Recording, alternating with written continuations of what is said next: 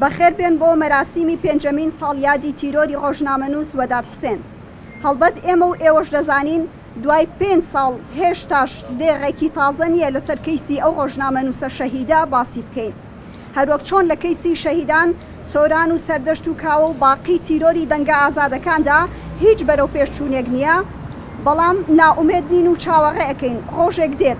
بکوژان ببرێنە بەردەم دادگای گەل و بە سزای عادیلانی خۆیان بگەن. لەم کاتەدا نەک چاوەڕوانی ئەوەمان نییە تیرۆرکەرانی دەنگە ئازادەکان بە سزا بگەیەندرێن، بەڵکو دۆخەکە هێندە مەترسیدارە کە پێ ناچێت کەسمان لەو تیرۆرە دەرباز بین. بژاردەی دەسەڵات لە بەردەم ڕۆژنامەنووساندا تیرۆر و زیندان یانیش ڕادەست بوونە، وەک چۆن دەبینین بەدەیان ڕۆژنامەنووس و چالاکوانی بادینان لە زیندانەکاندا توند کراون و چەندانی دیکە ناچار کراون جێواری خۆیان بەجێبێڵن، لە بەرامبەریشا بە سەدانی دیکە ڕێگەی دووەمیان پێگیراوەتە بەر و تەسلیمیان کردوون کە ئەویش جۆرێکی دیکەی تیرۆرە و چەکی سەرەکیش لەو کردەیەدا پارەیە. بەڕێزان، تیرۆر تەنیا تیرۆری فیزیکی نییە، بەڵکو تیرۆری هەرەبا و گەورە کە ئێستا دەسەڵات لەسەر میدیا بەڕێوەی دەبات تیرۆری پارەیە. بە پارەی بەتاڵان برا و دەیان دەستگای زەبەلاحیان کردوتەوە و بە سەدان میدیاکاریان کڕیوە. لەو میدیانەدا پارە حکوم دەکات و میدیاکارەکانیشیان هیچ نین جگە لە کەسێکی کڕدرا و لەسەر بنەمای دەستبەردان لە ئەخلاق و ویژدان و ئەرکی وڵات پارێزی بەڵێنی نان و کاریان پێدەدرێت. هەواڵ وەداد یەکێک لەو ڕۆژنامەنووسانە بوو کە هەوڵی زۆریاندا تا تەسلیمی بکەن، بەڵام قبوڵی نەکرد و شکۆی خۆی پاراست تا لە کۆتاییدا بە پلەی شەهادەت گەیشت. دەسەڵات ئێستا بە جددی کار لەسەر سیاسەتی پەرتکە و زاڵبە دەکات. دەبینین چ بێمتمانەیەکی لەو ناوماندا دروست کردووە، فکرێکی وای بڵاو کردوتەوە کە لە کاتی ناردنی مەسجێکی سادەشدا ئەبێت بیرمان بۆ ئەوە بچێ کە ڕەنگە ڕۆژێک ئەم نامەیە بگاتە دەستەڵات و ڕۆژی دواتر لە دادگا لە دژمان بەکار بهێنرێ. مای گاڵتە جاڕێە دەستگیرمان دەکەن و پەلکێشی دادگامان دەکەن، هەر خودی خۆشمان دەکەن بە شاهید بەسەرمانەوە تا لەلایەک ناچارمانکەن ئەو تاوانەی دەیدەنە پاڵ هاوڕێکانمان ئێمە بیسەلمێنین و لەلایەکی دیکەشەوە دووبەرەکی بخەنە نێوانمان. بە خۆشحاڵیەوە ئازادی خوازان پیلانەکان پوچەڵ کردەوە لە ناو دادگای هەولێردا بۆ دەسەڵاتیان سەلمان لە خراپترین دۆخیشدا و لەژێر هەر جۆرە ئەشکەنجەیەکدا ئەوان دەستبەرداری ئەخلاق و پرەنسیپەکانیان نابن. بەڵێ ئێستا چاوەڕوانی سزادانی بکوژان نین، لە کاتێکا لە جیاتی بکوژ ئەو کەسانەی دەبرێنە بەردەم دادگا و زیندانی دەکرێن خودی ڕۆژنامەنووسان و ئازادی خوازانن. لە جیاتی ستەم لێکرا و یاسا قەڵایەکی بەهێزە بۆ ستەمکاران، لە جیاتی داواکردنی مافی مافخوراوان داواکاری گشتی ئەرکەکەی پێچەوانە بووتەوە و بووە بە داواکاری دەسەڵات و دژی ئازادی خوازان بەخیار دەدات. ئەمڕۆکە باس لە گەنجێکی بوێر دەکەین کە تیرۆر کراوە، دۆخی ئازادی ڕۆژنامەنووسی لە خراپترین ئاسیایەتی لە هەرێمی کوردستان ساڵی ڕابردوو زیاد لە 10 بۆ 12 راپۆرتی نێودەوڵەتی لەسەر ئازادی ڕۆژنامەنووسی لە هەرێمی کوردستان بڵاو کراوەتەوانێت کە باس لە خراپی ڕەوشی ئازادی ڕۆژنامەنووسیەکەن باس لەوە دەکرێت کە هەرێمی کوردستان ژینگەیەکی مەترسناکە بۆ کاری ڕۆژنامەنووسی و ڕۆژنامەنووسان و چالاکوانان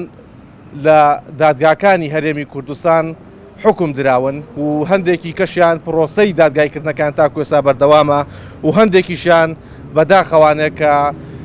ناچار بوون ناوچەکەی خۆیان بەجێ بهێڵن.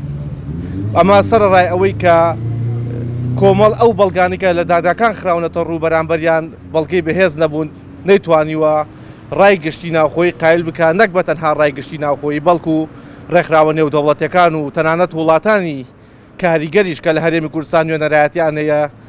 قایل نەبوون بۆ بەڵگانەی کە لە دادگاکان خراونەتە ڕوو. لە لایەکی ترەوانێ ئازادی ڕۆژنامەنووسی لە هەرێمی کوردستاندا لە دۆخێکی خراپە، لە قەیراندایە، لە هەموو لایەکۆ گەمارۆ دراوە، زانیاری و ڕکلامی پێ نادرێت، ڕۆژنامەنووسەکانیان بەردەوام ڕوبەڕووی هەڕەشە و هێرش و سوکایەتی دەبنەوە و بەشێکی کەش لە ڕۆژنامەنووسان کە بەداخەوە بڵێم کە کڕراون و لە لایەکی کەشەوانەیە دروشمی ئەم کابینەیە کە چاکسازی و سەروەری یاسا بووە کە پێمان وایە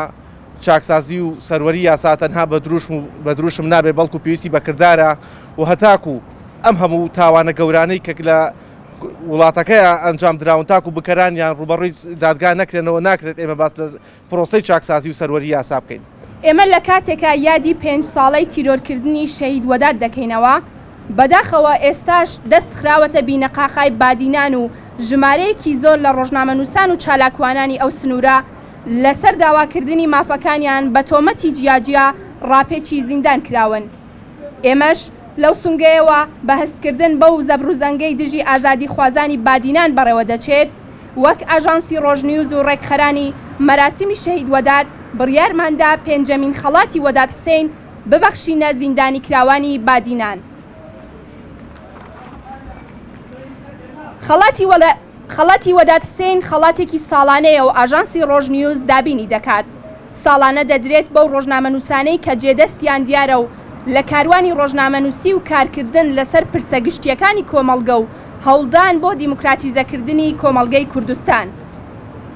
داوا لە ڕێزانخان دایکی شەهید گەرمیانەکەین بفەرمێت بۆ بەخشینی خەڵات. هەروەها داوا لە بەڕێز ئەیهان سائی دەکەین نوێنەری دەستگیرکراوانی بادینان بفەرمێت بۆ وەرگرتنی خەڵاتەکە.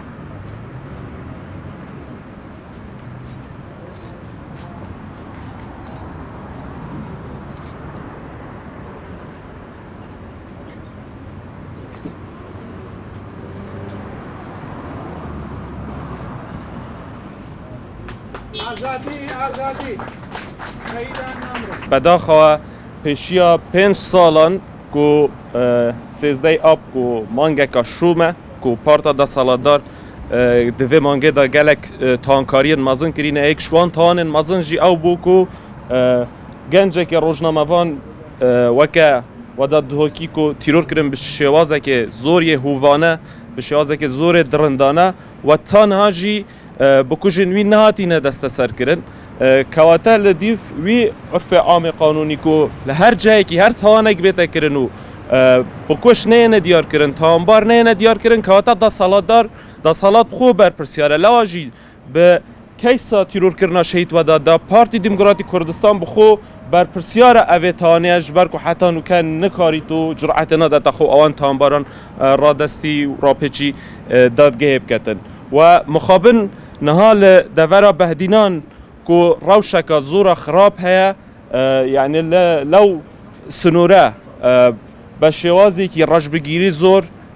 çalakwanan û rojnamenûsan û xelkî azayî ew devere axirêne kuncî zîndana we her li satî rifandiniyan û we li katî tehqîqkirdin ke nehalin parêzer bibînin we li katî tehqîqkirina tezîb edirin we zor bêşermanane, zor nadîmokrasiyane, zor naqanûniyane 6 sal rapêçî zîndan eken û kuncî zîndan eken ke li berçavê hemû xelk rûne و li berçavê hemû lane siyasiyekan rûne we rêkirava nêwdewletyekan nêneranî welatan hemûan beyaniyan derkirdiwe ke em pirsekî naqanûnî û nadîmokrasiye belam Partî Demokratîk Kurdistan zor bêbakane berember em denge naraziya nehî lane siyasiyekan berdewam e bedaxewe duênê hawreyekî tirman Kakbîr Herrekanî be nêzîkeyî 8 otomobîl û 50 çekdar çûne ser maliyan û li berçavî mal û xêzan û dayeke be temenekeyî be firmêzkewe rifênrawa û êstaş çarenûsî nadiyar e kewate em proseya berdewam e we em proseya pirsekî giştî ye.